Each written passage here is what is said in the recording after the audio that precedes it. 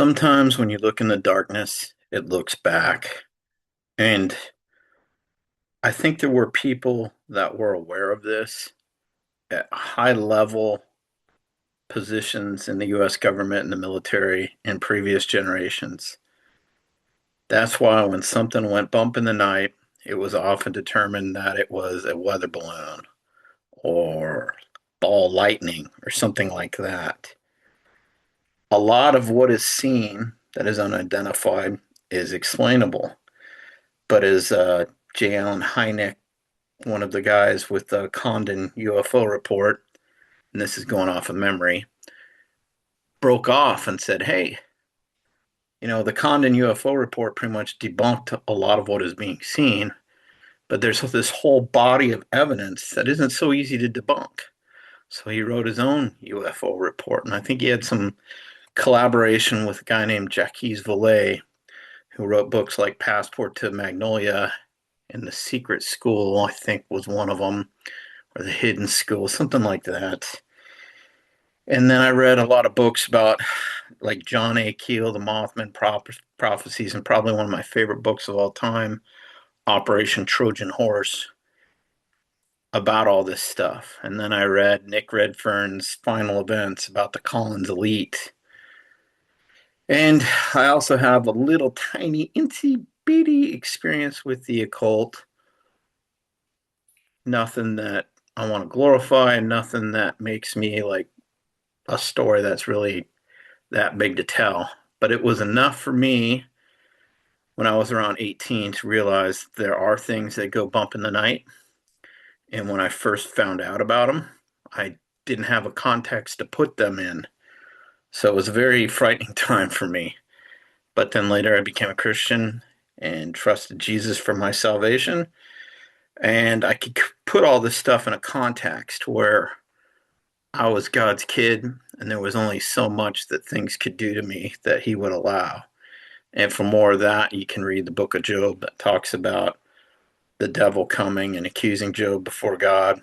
And God actually kind of, interestingly enough, baiting the devil a little bit. And there's a whole theological reason for that, I think. Job was used to show, and this supposedly Job's one of the first books that was ever written in the Bible. And I think God did that deliberately so that what Job experienced, all the pain and suffering that he experienced at the hand of the enemy, would be shared far and wide, and the most good could come out of that suffering. God doesn't do suffering cheaply, and he wanted to get the maximum value out of that.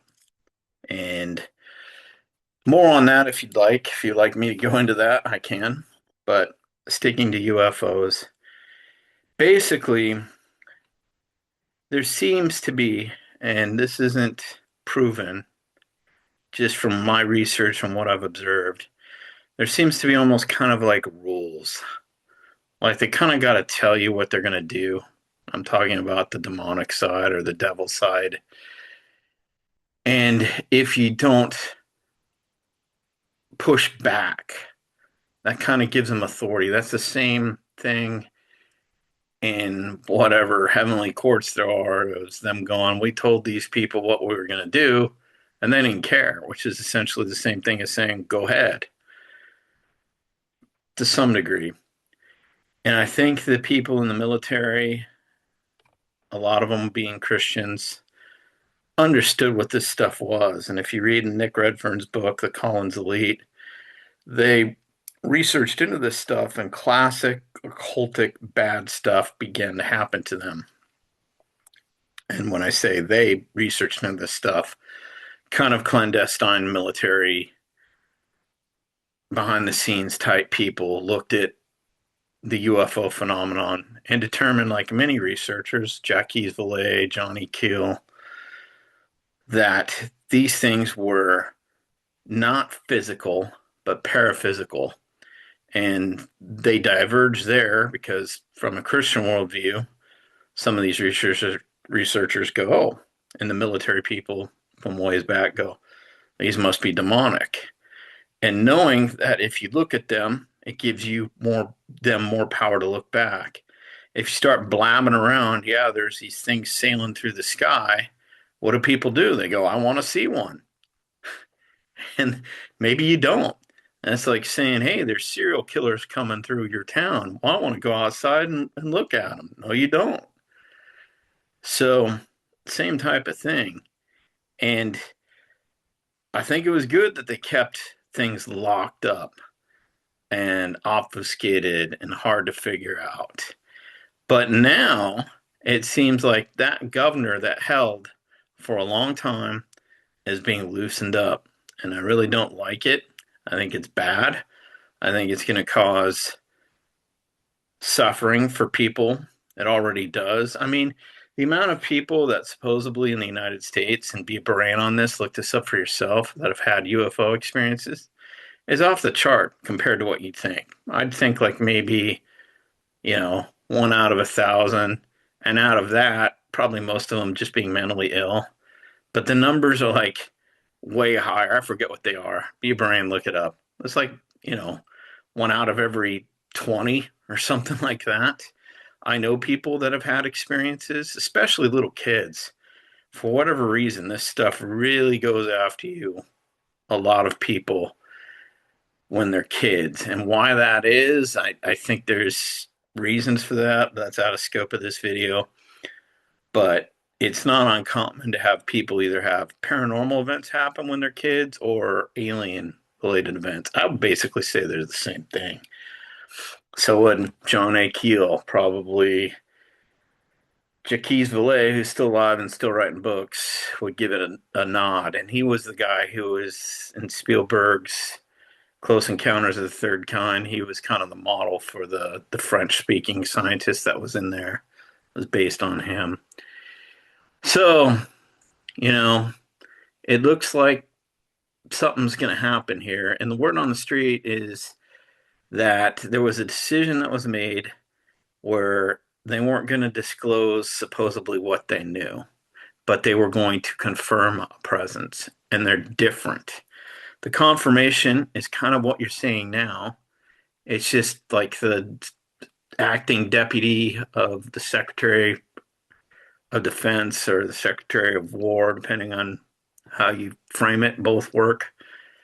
Just released some footage, and there's 28 new videos out today from the military about UFO related stuff. Some people would argue that's a big distraction from the other things, like the Epstein files. We never really got to the bottom of that, did we? And there's probably truth to that.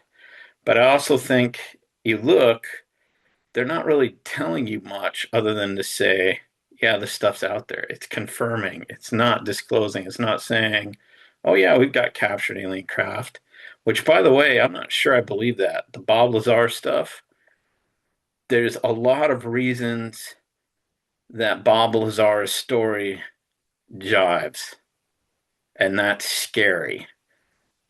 But I wouldn't run with it. And maybe I'll do another video on that. But tonight's video is just more of a heads up. This confirmation, not disclosure, but confirmation is happening in real time now. And again, from the occultic perspective, the ritualistic element of this, you start getting curious about it, you question it, you want to see it, you're almost giving permission for it to enter into your life by wanting to interact with it. Now, I want to remind everybody that if the Christians, those crazy fundies, are right, and this stuff is deviltry, that essentially you're dealing with spiritual serial killers that want you to burn in hell for all eternity, that would be happy to kill you. And to be honest, sometimes with this UFO stuff, more often than not, people do get killed by it. And I don't think we want society as a whole to be doing essentially a Babylon working. If you don't know what that is, that's fine, but some people will key off of that. Where our curiosity in mass creates a ritual that opens the world up more to this stuff. And that's kind of what I see happening right now. And a word of warning, that's not good. That's not cool. Take it for what it's worth. If you'd like me to do more videos on this, I can go kind of deep, believe it or not. I have some knowledge here. I have some stories here. I have secondhand stories. I also have relatives that have been talked to about this stuff. Not in big ways, but so that's it for tonight.